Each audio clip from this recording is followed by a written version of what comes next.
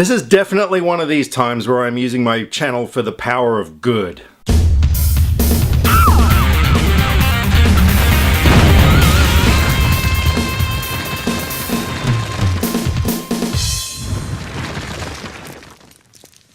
Batman and Harley Quinn is a new animated film in the DC animated universe, and it tells the story of how Batman and Nightwing have to team up with Harley Quinn, who's now given up her life of crime and turned a new leaf, in order to find out where Poison Ivy is, because she's hatching a diabolical plan to turn the entire planet of people into plants. Now, before I get into this, I really need to emphasize just how freaking much I love the Batman animated series from the 90s.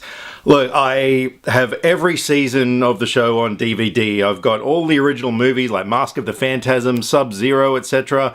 I've had expensive artworks based on the show in my living room in the past. I've played all the video games. I've listened to the soundtracks. I just think it is one of the greatest animated shows ever created. It, in a way, really, changed the way that modern superhero cartoons are done now. So a while back, I can't remember exactly when, The Killing Joke came out into theaters just for one screening only, which was based on one of the most famous Batman graphic novels of all time. So I paid my $20 to go and see it, and I didn't regret it. It was really good, except for this opening third where it had nothing to do with anything in the book, but it was kind of weird, especially the part where Batman has sex with Batgirl. I'm not kidding, that was just really weird. That was like sitting there watching two of your family members going for it. After that weirdness, when the actual story from the book started, I thought it was really good, but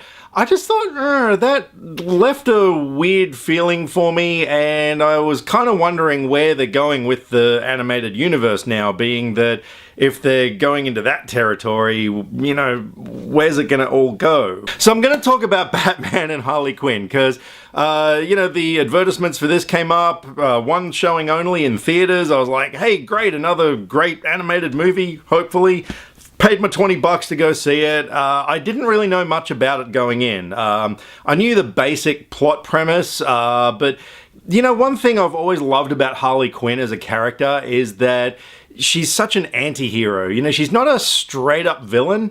I love the fact that her character was created from, being a psychologist, like a respected member of the medical community. And because of her love with a demented psychopath, she turned into this weird character. And, she was always sort of skirting a fine line between being a straight-up villain and not being a straight-up villain. Far out, I explained that really well. But you get what I mean. She was just this sort of grey area character, and everything about her I just thought was so intriguing and compelling. I loved that character, and so I thought, this movie could be really good. It could really get into the psyches of these characters and, just be something extraordinary. But oh my god, it was far from extraordinary. Now, I am going to get into a couple of spoilers here, okay? If you're really interested in seeing this film, maybe turn off now, come back after you've seen it. But yeah, I am going to get into spoilers because in order for me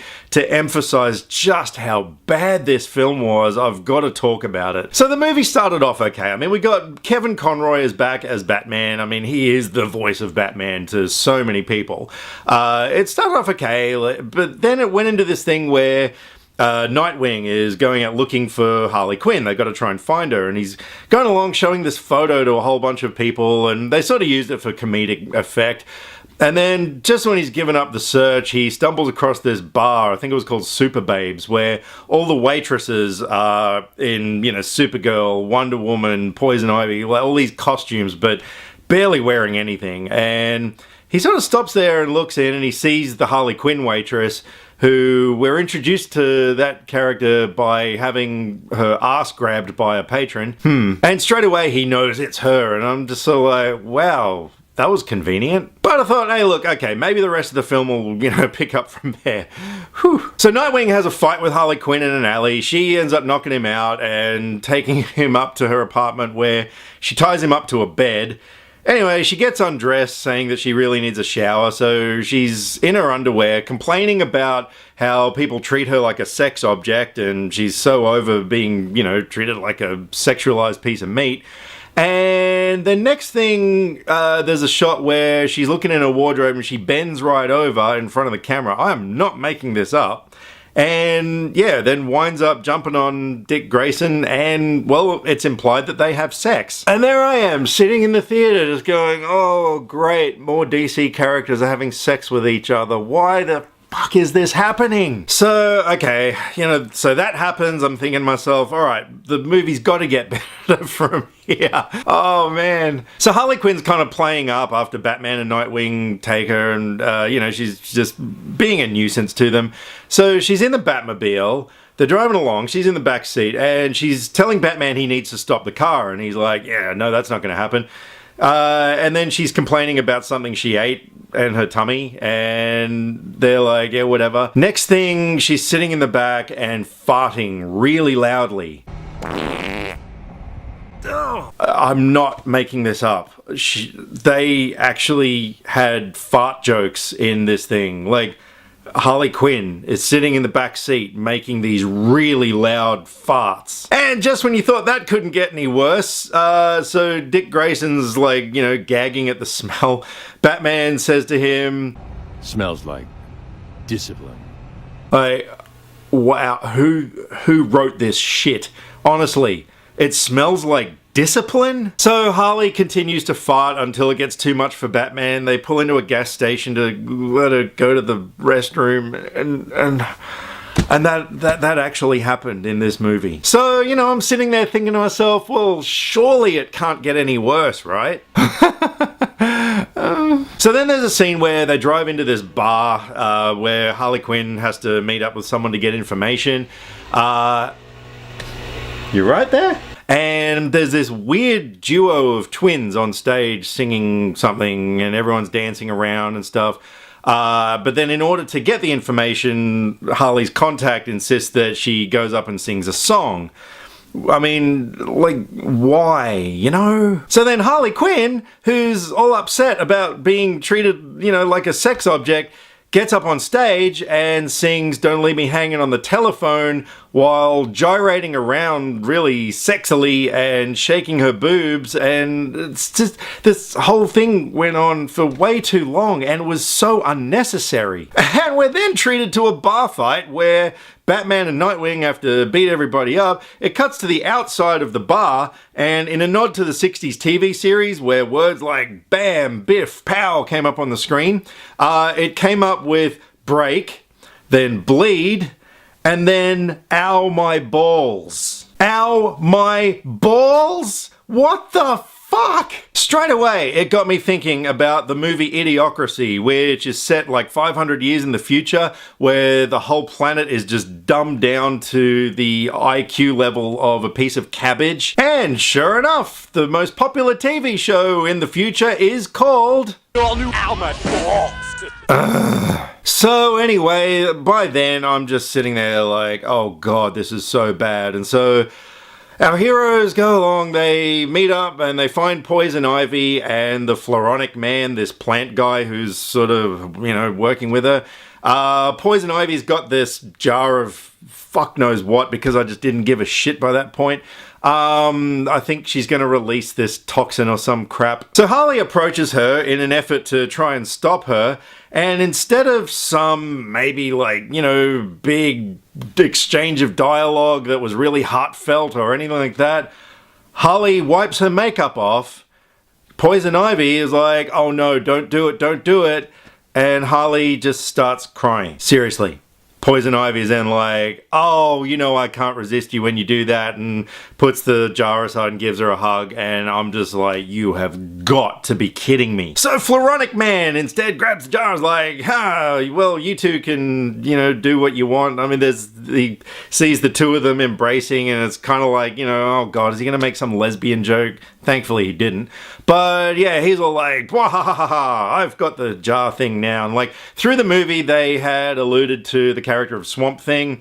So in the end, Floronic Man's got the jar, he's about to release the toxin, and then Swamp Thing rises up out of the swamp, and we're thinking to ourselves, haha, here we go.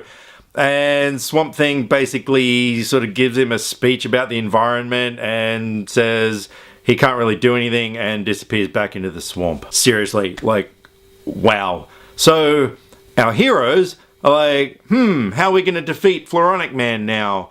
And Harley just kind of suggests, has anyone got a match?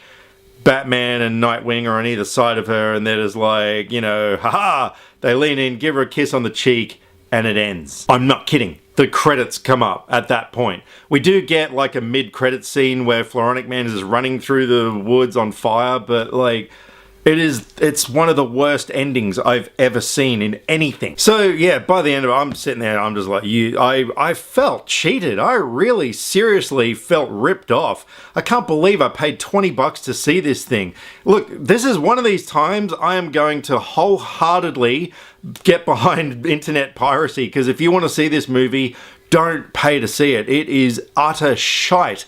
Look, the only thing that I liked about it, it retained the style of the 90s Batman animated series, like all the artwork, the Art Deco style of buildings and stuff. Like, yeah, so, you know, it looked cool. The voice work, for the most part, was good. Melissa Rauch, I think it is, who plays Bernadette on The Big Bang Theory. She was the voice of Harley Quinn in this, which I thought might be interesting, but I don't know. She did okay, but I don't know. She wasn't great. But yeah, aside from that, my God. I mean, just the fact that they relegated the character of Harley Quinn to a glorified sex object who farts in cars. Like, oh man, it was such a letdown. And it just makes me wonder, like, what the hell's going on with the DC animated universe now that, you know, characters are having sex with each other. And I mean, the word shit came up so many times in this film, and it's just lost its charm. I mean, the Batman animated series, you know, it did such a great job of being a kids show that adults could get into without going over the top. Whereas now, I have no idea what's going on with them, but seriously, they really need to lift their game, because if their movies keep up on this level, I'm just not going to bother with them anymore. And so that being said, Batman and Harley Quinn, I am going to give a 1 out of 10. So if any of you poor people had to endure this piece of shit movie, look, and by all means, look, I know there are some people out there who actually dug this thing, so, you know, drop me some comments if you've seen it, let me know what you thought, and if you liked it, I'd like to hear why. And I'm not going to judge you, it's totally cool if you liked it, I'm just really curious as to why that would happen. And in the meantime, I'm getting so close to 300 subscribers, I'm really keen to get to 300, because when I do that, I'm going to do my first ever Q&A, which hopefully will be a lot of fun. So in the meantime, drop me some comments either here or on Facebook. All the social media links are in the description below, because I like to talk about movies and I would love to talk about movies with you.